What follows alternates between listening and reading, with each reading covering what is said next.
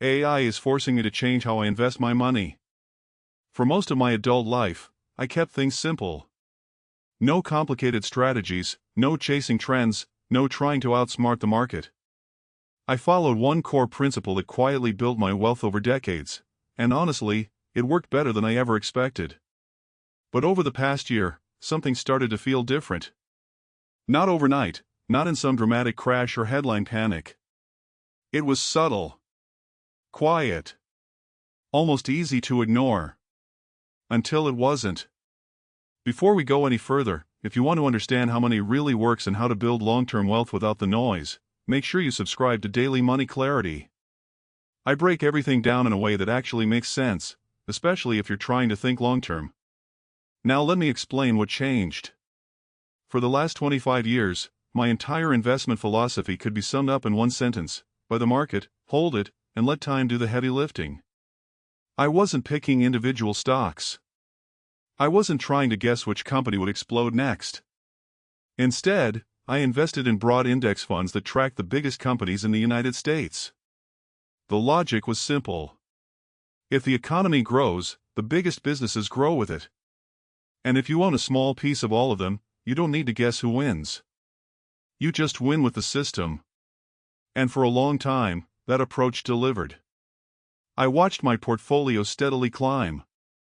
Through recessions, through market dips, through global uncertainty, it always recovered, and it always moved higher over time. There was a certain peace that came with that strategy. No stress, no overthinking. Just consistency. But a few months ago, I sat down one evening in my home office in Austin, Texas. Nothing special about the day. I had just finished reviewing my quarterly numbers, something I do regularly. And that's when I noticed something I couldn't unsee. A huge portion of my portfolio wasn't as diversified as I thought. On paper, it looked like I owned hundreds of companies.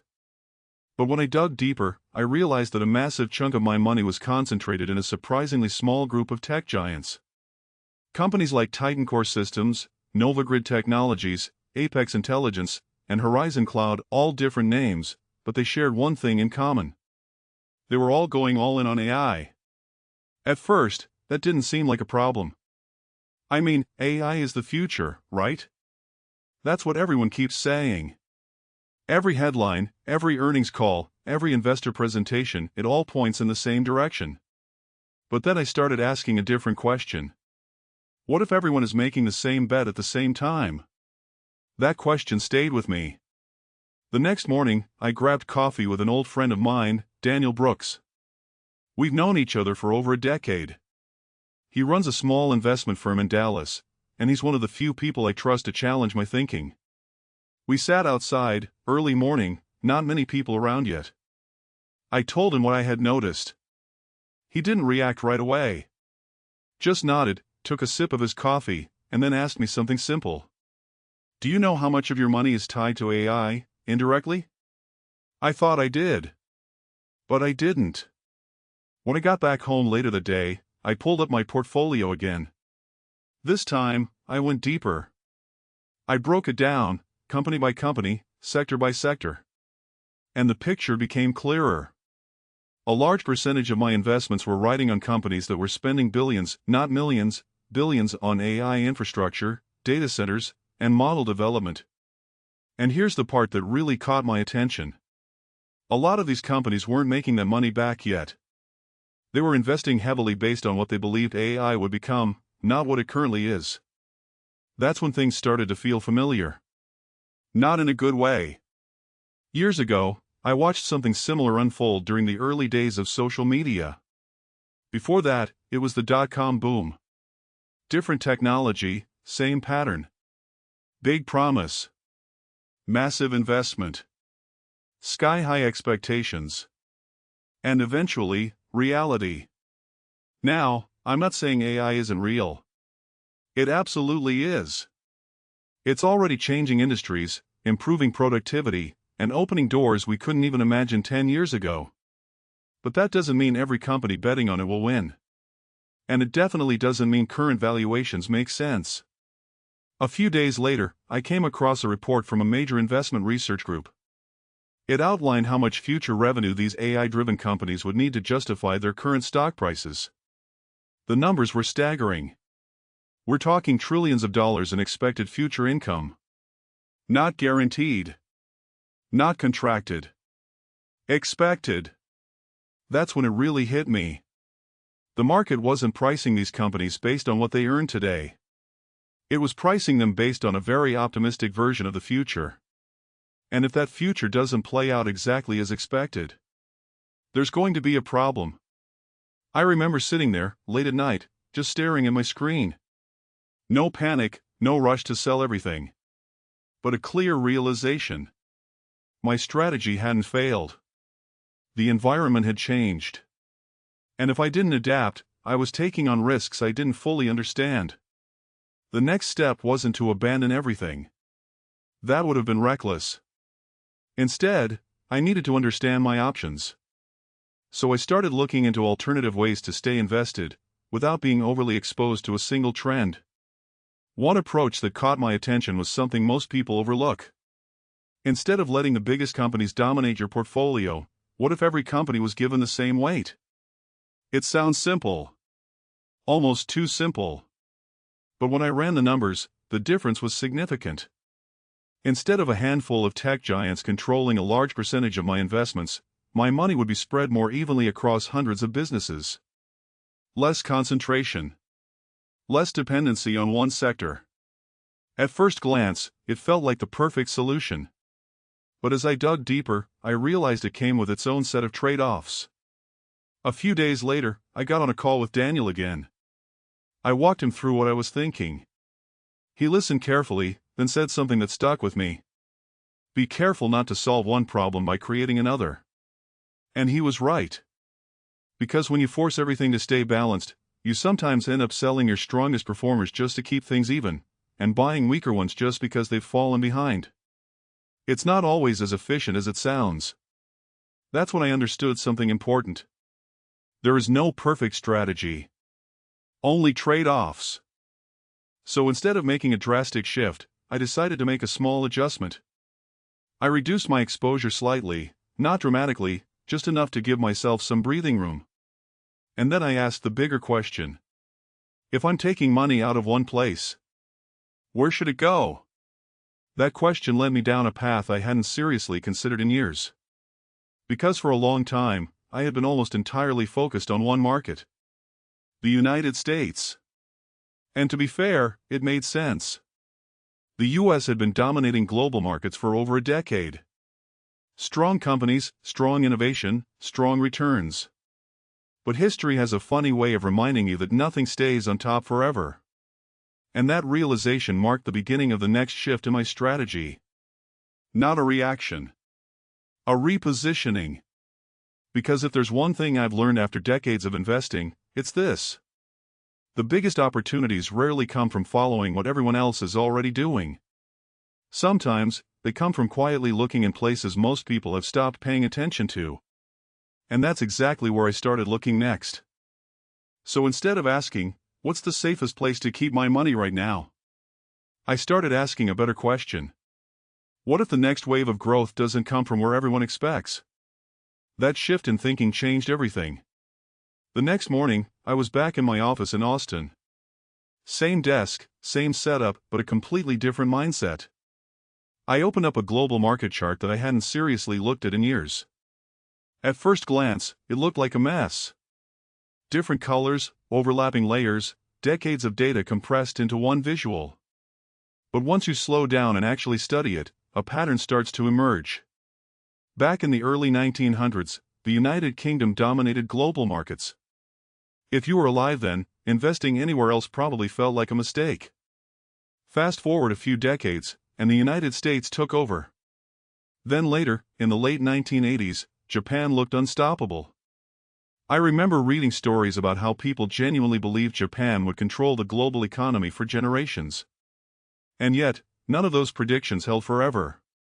Leadership changed. It always does.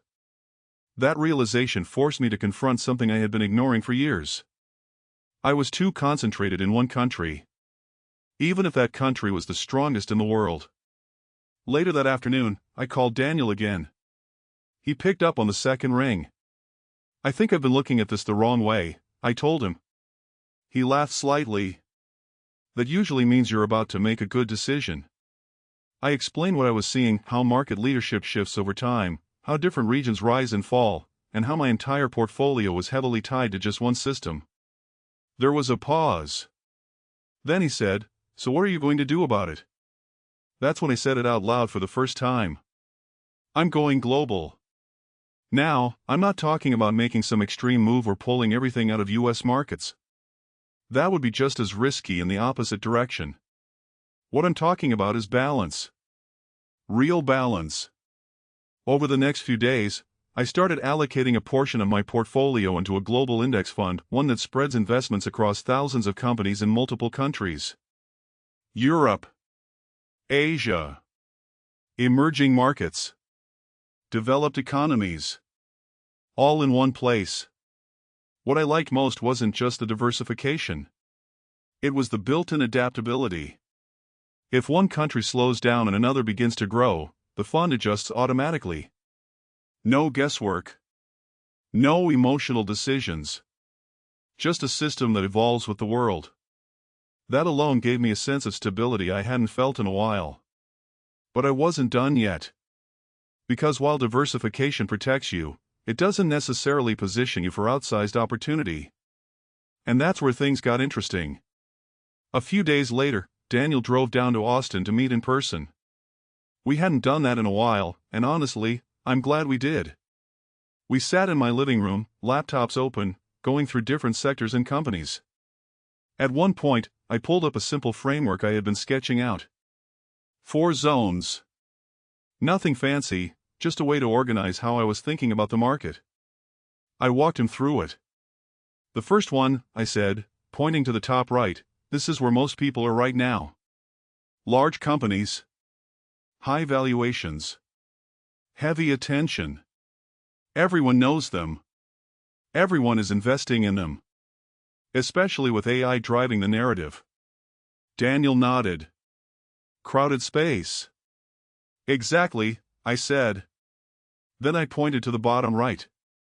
"These are your defensive businesses. Companies that people rely on no matter what. Retail chains, food companies, essential services.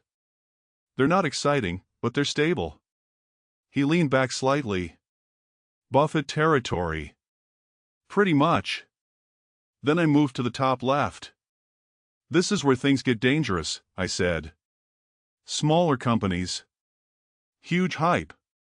Valuations that don't match reality. These are the ones people chase when they're trying to get rich fast," I added. "But most of the time, it doesn't end well." Daniel didn't argue with that.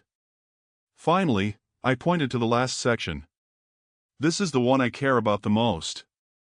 He looked closer. "What do you call it?" "The overlooked zone." Now, this is where the conversation really shifted. Because while everyone is focused on building the most powerful AI models, there's another group of companies quietly doing something different. They're not trying to win the AI race. They're using AI. And that difference matters more than most people realize. I explained it to Daniel like this. "Imagine 2 companies," I said. One spends billions developing the best possible AI system. The other takes existing AI tools and uses them to solve real-world problems faster and cheaper. He nodded slowly. "Which one actually makes money sooner?" "The second one," he replied. "Exactly. And that's the pattern I've been seeing more and more. Smaller companies, mid-sized businesses, startups, they're building products that integrate multiple AI systems. They're not locked into one platform. They're flexible. If one AI provider is cheaper, they switch. If another performs better, they adapt. That creates competition at the top, and opportunity at the bottom. Because when technology becomes interchangeable, the advantage shifts. It no longer belongs to the companies that spent the most building it. It belongs to the ones who use it best." Daniel sat there quietly for a moment. Then he said, "So you're not betting on the builders, you're betting on the users." I smiled. Exactly. That's when I made another adjustment. I started allocating a small portion of my portfolio into funds focused on small and mid-sized companies. Not hype-driven ones. Not speculative plays. But businesses that are actually generating revenue, using AI to improve efficiency, reduce costs, and scale faster. It's not the flashy side of the market. But that's kind of the point. Now, around that same time, something else started catching my attention. It wasn't in the stock market. It was happening at a much bigger level. Central banks, governments, large institutions. They were all doing something quietly, but consistently. They were buying gold. At first, I didn't think much of it. Gold has always been around. It's nothing new. But when I looked deeper, I realized this wasn't random. This was strategic. Countries were increasing their reserves. Not slightly, significantly. And it wasn't just one or two nations. It was happening globally.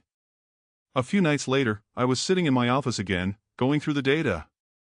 Same quiet environment, same late-night routine. And it clicked. When uncertainty increases, when systems start to shift, people move toward assets that don't rely on trust in a single economy. Gold isn't about growth. It's about stability. And in a world where AI is reshaping industries, currencies, and power structures, stability becomes more valuable than people expect. The next day, I took action. Not aggressively. Not emotionally. Just a small, intentional allocation. I bought physical gold, something tangible, something real. And alongside that, I started gradually investing in a gold-backed fund for flexibility. It wasn't about trying to time the market. It was about positioning. Now, there was one final piece I needed to address. And this is where most people get it wrong. Cash. For years, I kept my cash reserves relatively low. I didn't like the idea of money just sitting there, not working. But as I reviewed everything, the concentration risk, the global shifts, the AI uncertainty, I realized something important. Cash isn't useless. Cash is optional. A few weeks later, Daniel and I met again, this time at a small cafe downtown. I told him what I had done so far. Reduced concentration. Added global exposure. Allocated to overlooked companies. Introducing gold. Increased cash. He listened, then asked one final question. So what's your overall strategy now? I took a moment before answering. I'm not trying to predict what happens next, I said. I'm preparing for multiple outcomes. Because the truth is, nobody knows. AI could drive massive growth for the next decade. Or it could slow down. Shift. Disappointment. Markets could keep climbing. Or they could correct it. History has shown both happen. So instead of betting everything on one outcome, I've built a system that can handle both. Most of my money is still invested in the market. I'm not stepping away from growth. But now, I'm also protected. Diversified across countries. Positioned in overlooked opportunities. Backed by real assets. Supported by cash when it matters most. Because in the end, investing isn't about being right all the time. It's about staying in the game long enough to benefit when you are. If you made it this far, then you're already thinking differently than most people. And if you want to keep building that mindset, make sure you subscribe to Daily Money Clarity. That's where I break down strategies like this in a way that actually helps you take action. Because the goal isn't just to understand money. It's to use it wisely. And right now, that matters more than ever. This video is for educational purposes only and not financial advice.